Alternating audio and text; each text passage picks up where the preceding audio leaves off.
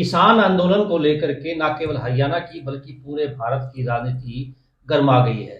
आज हम चाय पर चर्चा कर रहे हैं। हमारे साथ जो है वरिष्ठ पत्रकार और राजनीति विश्लेषज्ञ अजय मल्होत्रा जी और साथ ही किसान नेता कमल सिंह जी हैं।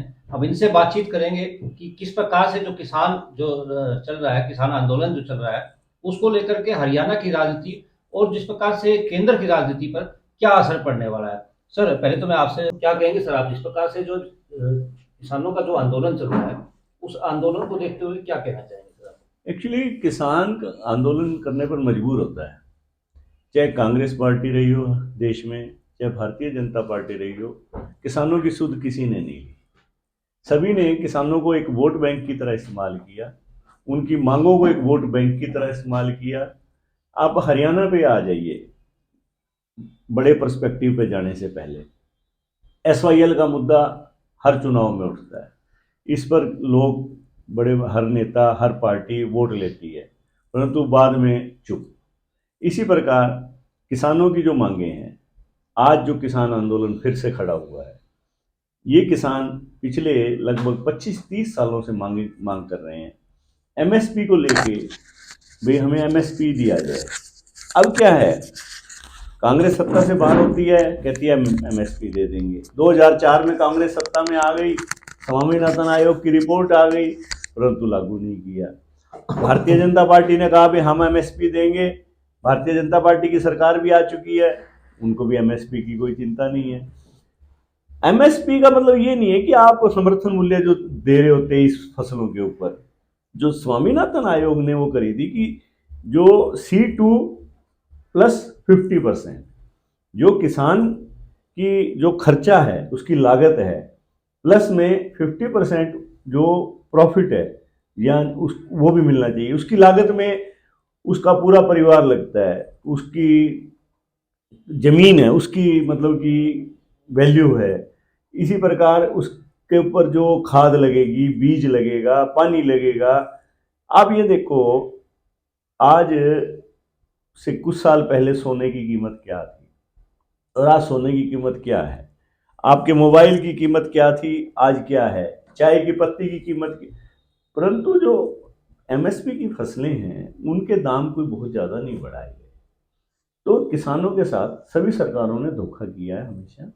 ये एमएसपी क्यों नहीं देना चाह रहे, क्योंकि हर कोई, गवर्नमेंट चाहती है कि मेरा पीछा छूटे और खुली बाजार को लाना चाहते हैं।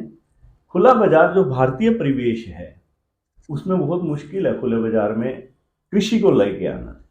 कृषि को लाने का मतलब ये है कि आपके यहाँ जो 80% आबादी है, जो कृषि पे डिपेंड करती है, आप उसको बांध रहे हो।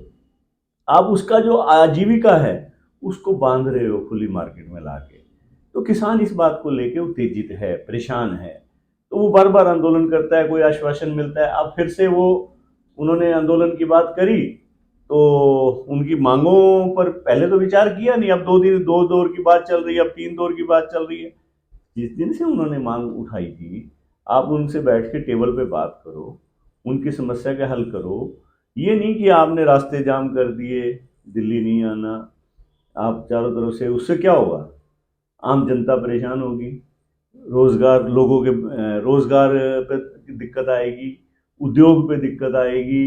किसान अकेला नहीं है, सारी जनता परेशान होगी। तो इसको कंप्रिहेंसिव वे में लेके सरकार को भावनात्मक मुद्दा मान के इसको, किसानों की समस्या को हल करना चाहिए। बिल्कुल सर, आप क्या कहेंगे? कमल सिंह जी, आप किसान नेता भी हैं, क्या कहेंगे आप? क्या क्या मांगे आपकी मुख्य रूप से हैं? हालांकि यूपी इलेक्शन से पहले सरकार ने जो है कई दौर की वार्ता भी की थी और कहीं ना कहीं एक बार जो है उस आंदोलन के ऊपर विराम भी लगा था। अब फिर से जो है आंदोलन छिड़ गया। क्या कहेंगे सर आप? देखो, सबसे पहले दीपक जी, मैं आपका धन्यवाद करता हूँ कि ये मुद्दा आज पूरे संसार में बहुत उस पर फैला हुआ है कि किसान दोबारा क्यों अपने संघर्ष के रास्ते पर जा रहे हैं। जैसे मल्होत्रा जी ने बताया कि किसानों के साथ जितनी भी सरकारें बनी हैं, उन्होंने झूठे वादे दिए और जो किसान की जो आशा थी वो चली नहीं, और आशा के अनुरूप ना उनको भाव मिला कभी। मैं थोड़ा पीछे जाके कहना था, पहले किसान सेक्टर वाइज एजिटेशन करता था। महेंद्र सिंह टिकैत थे, तो देवीलाल थे, तो चरण सिंह थे, इनके अपने अगुवाई मानते थे और वो किसान उनकी बात पर विश्वास करके तो बैठ जाते थे। लेकिन एमएसपी जो मुद्दा शुरू से उठता रहा है, कांग्रेस सरकार में स्वामीनाथन रिपोर्ट आई, उसको लागू नहीं किया, उसके बाद और सरकारें बनी, देवगौड़ा देश के प्रधानमंत्री बने, तब उन्होंने इस बात को उठाया था कि ये लागू होनी चाहिए, लेकिन वो उस टाइम उन्होंने सिरे नहीं चढ़ सकी, उनकी सरकार चलेगी जो भी उनका कारण रहा हो। आपने देखा होगा पहले एरिया वाइज एजिटेशन करता था किसान, जैसे बिजली के बारे में करता था, वहाँ 2 कांड तो यहाँ भी कादमा कांड हुआ, मुंडियाली कांड हुआ, उसमें कई किसान शहीद हुए। फिर कंडेला कांड हुआ, उसमें भी किसान कई शहीद। तो किसान एमएसपी के बारे में तो अब जो सारे हिंदुस्तान अब कह रहे हैं कि पंजाब का मामला है, तो गुमराह करने की बात बताता हूँ। एमएसपी खाली जब मिलेगी सेंटर में तो वो पंजाब के नहीं मिलेगी, ना हरियाणा की मिलेगी, ना और पूरे हिंदुस्तान के किसानों को मिलेगी। तो आज ये क्यों आए दोबारा, सबसे बड़ी बात ये, इसमें सरकार की उदासीनता है, वो बताता हूँ कैसे। जब समझौता हुआ और माननीय प्रधानमंत्री ने कानून वापस लिए, तो कहा कि एमएसपी के बारे में कमेटी बनाएंगे, जो बिजली विधेयक है हम उसको रद्द कर देंगे। उसके बाद में जो और मुद्दे थे, 750 किसान जो शहीद हुए उनको मुआवजा दिया जाएगा, उनको सरकारी नौकरी दी जाएगी, और केस वापिस होंगे। कुछ केस हरियाणा प्रदेश की सरकार ने करे वापिस, में कोई दोहराई की बात नहीं, और कुछ से सरकार तो ने पैसे नहीं दिए, लेकिन भारतीय जनता पार्टी ने किसानों को 5-5 लाख रुपए दिए हैं, लेकिन उनको नौकरी नहीं दी गई। अब क्या हुआ कि सरकार ने किसान ने देखा कि ये तो बिल्कुल इस बारे में, ना तो एमएसपी जो कमेटी बनाई उसमें किसान शामिल करने, 15 किसान शामिल करने की बात थी, सिर्फ 2 किसानों के नाम मांगे और बाकी वो किसान शामिल कर दिए जो तीनों कृषि कानून के समर्थन करते थे। तो किसान ने सोचा भी ठगा महसूस कर रहे हैं। संयुक्त मोर्चा अपना इसे चला रहा था जगह जगह, जैसे 26 जनवरी को हमने किसान ट्रैक्टर परेड भी करी, लाखों जगह ट्रैक्टर घूमे पूरे हिंदुस्तान के अंदर, भिवानी के अंदर भी प्रदर्शन, सारे ऐसे डिस्ट्रिक्ट वाइज प्रदर्शन हुए। उसके बाद में जब देखा कि पंजाब के अंदर और हरियाणा का भी इसमें गुट है, कहते हैं पंजाब के लोग नहीं, हरियाणा के कुछ संगठन शामिल है, वो चले कि हम अपनी मांग लेके अपना प्रदर्शन करने के लिए हम दिल्ली जा रहे हैं। सरकार ने क्या करा, सरकार कहती है किसान रास्ता रोकते हैं, मगर तो सबसे ज्यादा किसान रास्ता सरकार ने रोक रखा है, कील गाड़ दी, बैरिकेड लगा दी, दूसरी चीज लगा दी।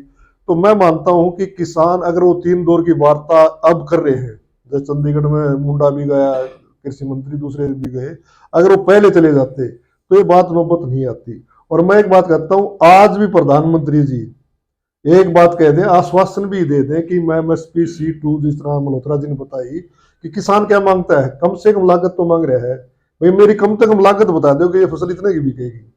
और सारी जो चीजें हैं, जैसे इन्होंने मल्होत्रा जी ने बताया, सोना बढ़ गया, मोबाइल बढ़ गई, सारी चीज बढ़ गई, तो आज तो किसान तो एमएसपी मांग रहा है, एमआरपी तो नहीं मांग रहे ना। तो फर्क इतना ही है। अब लोगों गुमराह करते हैं कि एक जाति के हैं, एक धर्म के हैं, ये कुछ नहीं करना चाहते, ये देश में गजरता फैलाना चाहते हैं, गुंडागर्दी फैलाना चाहते हैं। तो मैं मानता हूँ किसान को खुशहाल करोगे तो देश का विकास होगा। कोरोना के अंदर आपने देखा होगा कि किसान कृषि उत्पादन की वजह से ही जीडीपी बरकरार रही थी। तो मैं मानता हूँ कि किसान की बात को सुनना चाहिए। और प्रधानमंत्री आज भी ये कह दे कि मैं, कहता है कि मैं तो 2 बार 3री बार आ रहा हूँ, आज वो कह दे कि मैं इस चीज को लागू करूंगा, तो किसान अब भी विश्वास कर सकते हैं, लेकिन किसानों के साथ धोखा हुआ है जी, इसलिए किसान मजबूरन सड़क पर आया है। बिल्कुल, किसान जो है सड़कों पे है। सर आप क्या कहेंगे इस पे, राजनीति पे कितना असर पड़ेगा, क्योंकि आने वाला समय लोकसभा चुनाव भी है, होने वाला है जल्दी जो है, उसके लिए कभी भी जो है आचार संहिता भी लग सकती है। आप क्या मानते हैं राजनीति पर कितना असर पड़ेगा, और उद्योग धंधों पर भी सर कितना असर पड़ेगा अगर ये आंदोलन और ज़्यादा उग्र होता है तो? हालांकि जिस प्रकार से भिवानी की अगर बात की जाए, भिवानी में हालांकि ये आंदोलन कम देखा जा रहा है, लेकिन उत्तर हरियाणा के अंदर ज़्यादा आंदोलन जो है वो देखने में मिल रहा है, कई रास्ते जो है वो रुके हैं। भिवानी और हिसार का जो मार्ग है NH9, वो भी जो है प्रशासन ने वहाँ पे बैरिकेड्स लगा दिए। क्या मानते हैं सर राजनीति पर कितना असर पड़ेगा? देखो, आंदोलन की सुगबुगाहट तो पूरे हरियाणा में है इस समय।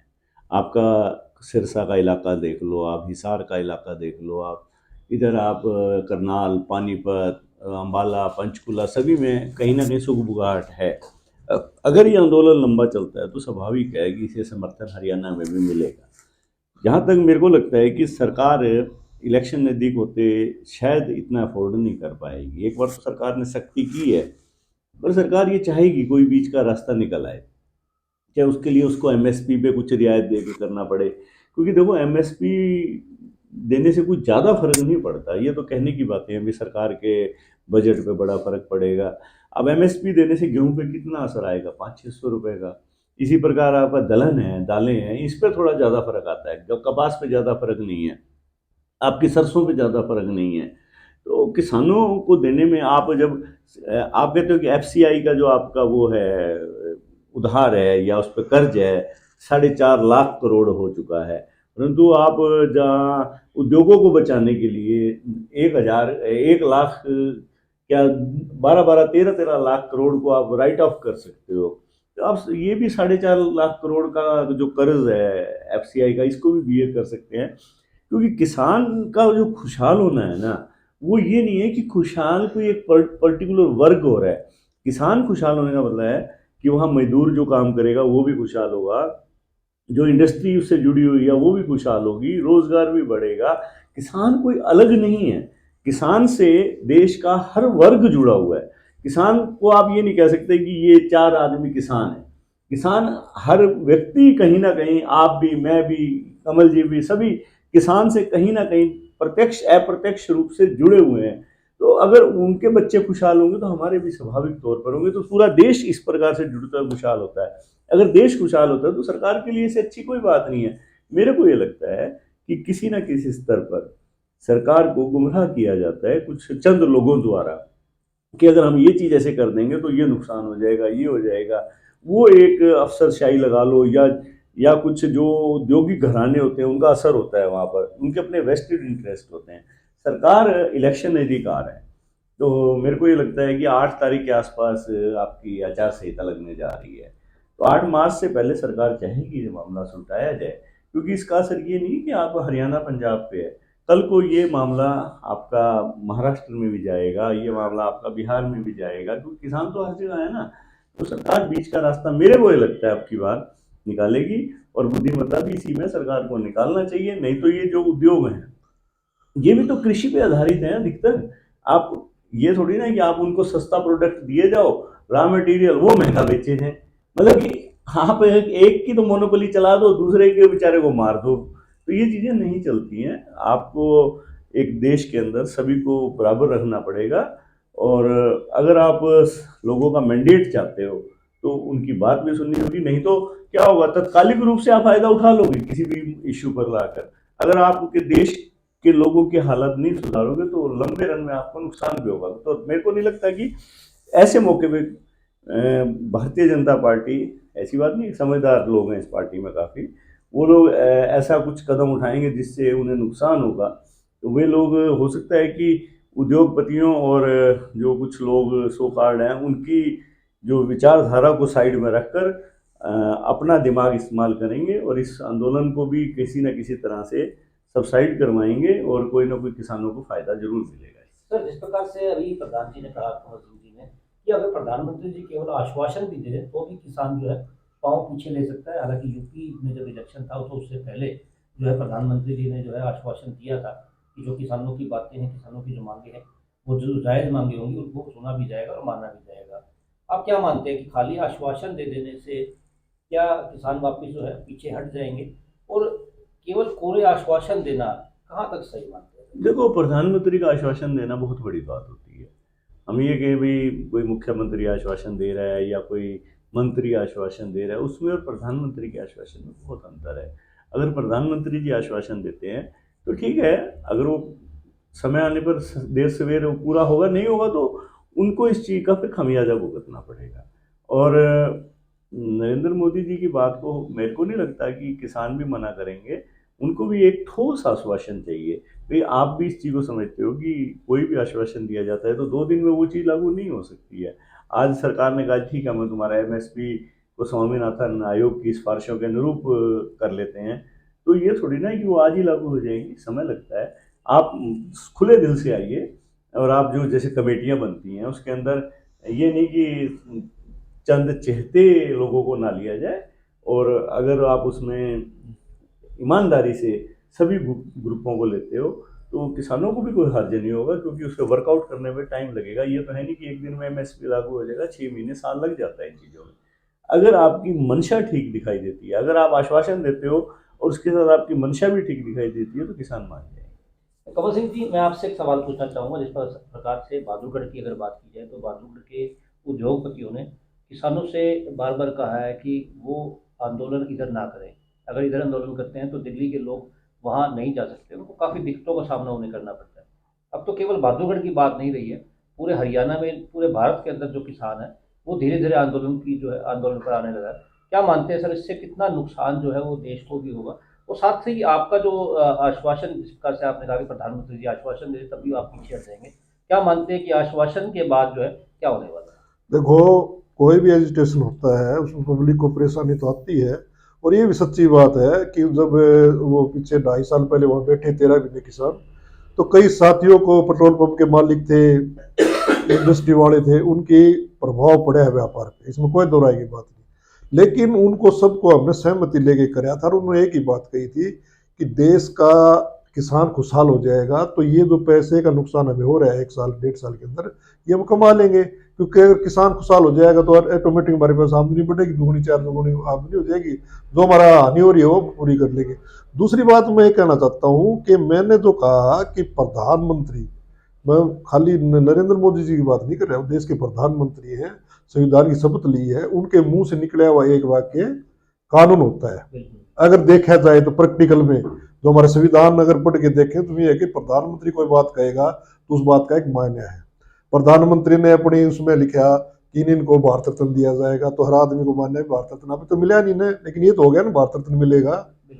तो ऐसे प्रधानमंत्री बोलता है देश का, तो उस बात का विश्वास आम नागरिक करता है। बलोत्रा जी का भी यही कहना था, मेरा भी यही कहना है। दूसरी बात यह है कि मैं माननीय नरेंद्र मोदी से एक बात निवेदन करना चाहता हूँ। उसको पता है कि किसान जहां डट जाता है, उन्होंने देख लिया होगा 13 महीने से बिल्कुल टसमस नहीं हो, अनुशासन में रही, किसी आदमी को हानि हुई हो, वहां आसपास के झोगी झुपड़ियों में जो बच्चे रहते थे जो कुपोषण का शिकार थे, वो 13 महीने में उनका वजन भी बढ़ गया और कुपोषण से उनको मुक्ति भी मिली। तो किसान तो खिलाता है, छीनता किसी से नहीं, पहली बात। और नरेंद्र मोदी जी से बात का पता, किसान उठ गया तो वापिस नहीं जाएगा जब तक उसकी बात नहीं माननी। किसान का बेटा शर्त पर रक्षा करता है।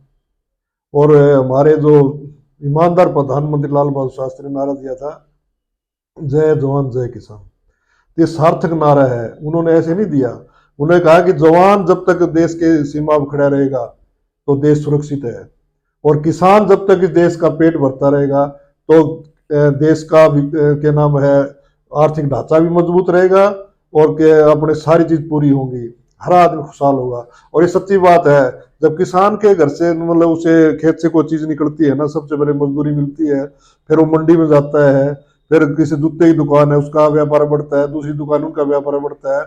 और मैं मानता हूँ किसान की कोई जाति धर्म नहीं है।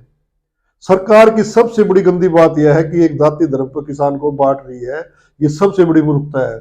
मैं मानता हूं इस प्रदेश में अगर जनसंख्या में मान ले कोई जाट बहुल्य खेती करते हैं तो उसको कहते हैं जाट का, हिरवाल क्षेत्र में हिर करते हैं तो हिरवाल करते हैं, वहां सिख करते हैं, तमिलनाडु में दूसरी जाति करते हैं, पंजाब में दूसरे, उत्तराखंड में, असम में अलग अलग, बिहार में अलग अलग जाति के लोग करते हैं। तो किसान की कोई जाति धर्म नहीं है। और ये सच्चाई बात है, चौधरी चरण सिंह ने कहा था कि देश की खुशहाली का रास्ता खेत और खलिहानों से गुजरता है। तो माननीय प्रधानमंत्री को चाहिए, मौका भी है, और वो कहता है किसान की आय दुगनी कर दूंगा, तो मैं कहता हूं एमएसपी की गारंटी बढ़ा दो, किसान की आय अपना आप दुगनी हो जाएगी। C2 लागू कर देंगे ना जिस दिन, उधर किसान भी खुशहाल हो जाएगा। और मैं मानता हूं कि नरेंद्र मोदी जो कहता है लागू कर दे, हालांकि पिछली सरकारों ने नहीं किया किसी ने, अगर ये लागू कर दे तो आज भी किसान उनको माफ करने के लिए तैयार है। सर, जिस प्रकार से कहा जा रहा है कि जो केवल किसान नहीं है, राजनीति जो है वो हो रही है, उनका कहना था कि विपक्ष के जो लोग हैं वो कहीं ना कहीं इनके अंदर घुस करके या भड़का करके जो है अपनी राजनीति चमकाने के लिए इस आंदोलन को हवा दे रहे हैं। देखो, ये बिल्कुल गलत बात है जी। अब जो पंजाब से हरियाणा के किसान जो चल रहे हैं वो नेतृत्व तो कर रहे हैं पूरा देश का, और वो किसी भी आप नेता को, किसान नेता के मुंह से बात निकली है कि हमारे लिए कर रहे हैं। अगर किसान को कुछ मिलेगा तो पूरे हिंदुस्तान के किसान को मिलेगा। तो ये राजनीतिक आदमी, राजनीति तो कण कण में है जी, राजनीति कौन पुरोहित है, वोट डालने वाला राजनीतिक व्यक्ति है, ठीक है।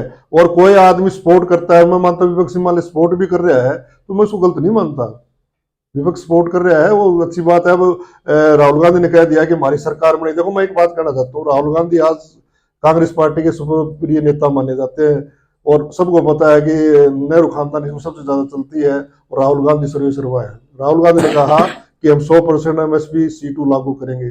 तो मैं मानता हूं कि जब वो सपोर्ट करे किसानों को, ये बात माननीय प्रधानमंत्री जी कह दे कि राहुल जी की बात तो बात से करेगा, हम तो आगे कर देते हैं, क्या दिक्कत है? बिल्कुल अपना मुद्दा खत्म हो जाएगा। बिल्कुल। किसान आंदोलन को लेकर के जिस प्रकार से किसानों के जो नेता हैं कमल सिंह जी ने अपनी बात रखी, वहीं अजय मल्होत्रा जी जो कि वरिष्ठ पत्रकार है उन्होंने भी बताया कि कहीं ना कहीं सरकार जो है चुनाव आने से पहले बीच का कोई ना कोई रास्ता निकालेगी ताकि इसको शांत किया जाए, क्योंकि आने वाला समय चुनावी समय है। ऐसे में अब देखना होगा कि भविष्य में सरकार क्या फैसला लेती है और किस प्रकार से जो राजनीति है वो आगे चलती है।